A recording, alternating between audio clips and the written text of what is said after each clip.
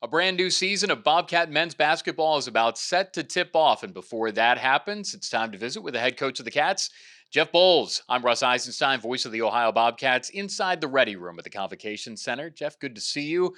Overall state of the program. Where's the program at in your mind right now?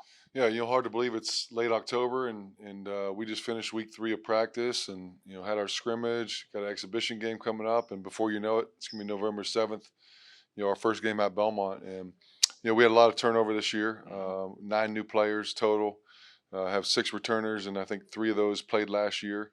So we had a lot of new guys, and kind of new energy coming in, and we had a great trip to Spain. Over the summer in August, played against 3 professional teams. Yeah. That was really good just for the practice standpoint.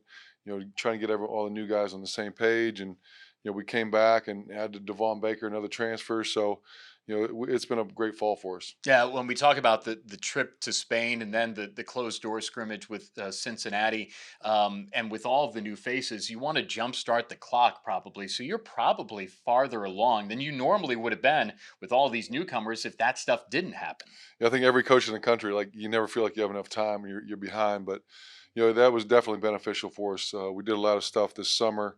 The access we can have to our guys, up to 8 hours a week with lifting and playing on the court was really good. And then we had 10 practices where we can go as long as we wanted to. So, that was really beneficial with so many new guys coming in. Yeah, we'll talk about the new guys coming up, but want to mention about the return of Dwight Wilson, who was such a vital part of that Mid American Conference Tournament Championship, and then the run to the NCAA tournament in 2020 2021. What do you expect out of him? What have you seen out of him in practice leading into this year? Yeah, he's been phenomenal. To go through what he went through, and really when he went through it and played on it, and it was a bizarre deal. His legs are so strong. He kind of felt his knee wasn't feeling good, but he was dunking, doing everything. Mm.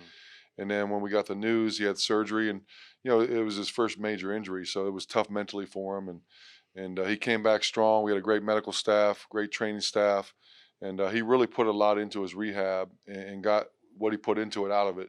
And he looks great right now, and just we're happy he's back for his 6th year. You talk about the newcomers, and you mind the transfer portal, and you came up with some guys that can impact you immediately. Jalen Hunter out of Old Dominion and Devon Baker out of Tulane. What do you expect out of them? Yeah, so we got 3 total transfers: Devon and Jalen. Devon didn't come until start of school. He had to graduate from Tulane. Jalen was here, as soon as he could, right after he graduated, or left Old Dominion. And Jalen's a coach's kid. Dad's an assistant coach at Indiana.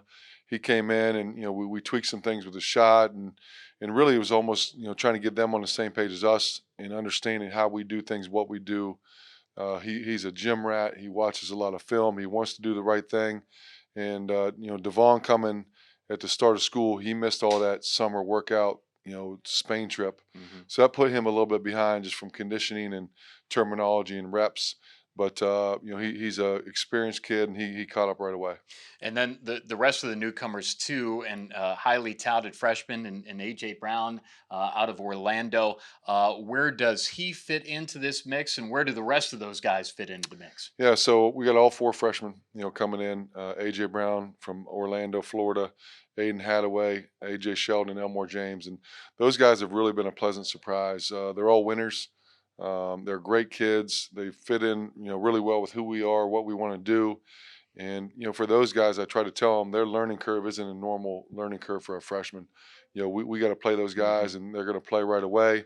And they've been a great addition to our program. And it's interesting because the vets that you have played substantial minutes for you, and they're a variety of different classes here, right? So you've got Miles Brown, you've got Ben Roderick, AJ Clayton in there as well, IJ and Alumide. There are enough veteran pieces here that have helped intertwine, even though there are more newcomers, that they've brought them into the fold as well. Yeah, I think anytime you have a program and a culture, you want your older guys to come in and kind of show the way. And we asked a lot of those guys, and Miles and Ben Roderick and DJ Yeah.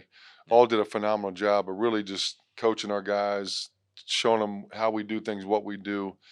Great in the locker room, and they've been phenomenal leaders. So, do you curtail how you like your offense and defense to be to the personnel you have, or do you make the personnel that you have fit into how you want to play offensive and defensively? Yeah, I think you got to do a little bit of both, and the guys that we have coming in are going to fit into what we do, how we do it. We got to do a good job of trying to find Devon Baker some shots, keep getting the ball down low to Hmm. Dwight. Something that we didn't really have last year. So you got to tweak a couple things, but we're going to continue to work off our strengths, and obviously Dwight Wilson's Yeah. one of those. From a schedule standpoint, this is a really fun one. A little bit of a lot here with Michigan, and then the neutral site game, albeit in the state of Florida against the Gators. But it will be fun to see about a bunch of Bobcats down in Tampa as well. The rivalry with Marshall continues. You've got state games against Cleveland State and Youngstown State. Your thoughts on your schedule that starts off in Belmont against the Bruins? Yeah, so that's a return game from last year, and scheduling is difficult, especially when you've had a program like we've had, winning 25 games, going to the tournament, beating Virginia. So not a lot of teams want to play you, even though you had so many points and rebounds leave. But it's a challenging schedule. We open up at Belmont. We have Cleveland State, coming into our place. We're at Youngstown State, at Detroit, who are two very good teams, and be tough games at Marshall, like you Yeah. mentioned, who has pretty much everyone back. The big games are Michigan and Yeah. Florida, which are fun to play for our guys, and both of them would be a challenge. So we're excited about it. It's a tough schedule, but our mindset is just continue to get better and have a growth mindset. Well, we encourage fans to make it back to the Roundhouse on Richland, but also to see the Cats if you can up at Michigan, down in Florida if you can make the trip, and all the way through the Mid American Conference schedule as well. It's amazing. It feels like we were just down in Daytona, but now we're getting set for a new season. Coach, thanks for the time. Good luck. Thanks, Russ. That's Jeff Bowles. I'm Russ Eisenstein. That's a preview of Bobcat men's basketball 2022 2023. For Jordan Bowes, I am the voice of the Cats, and this is Bobcat TV.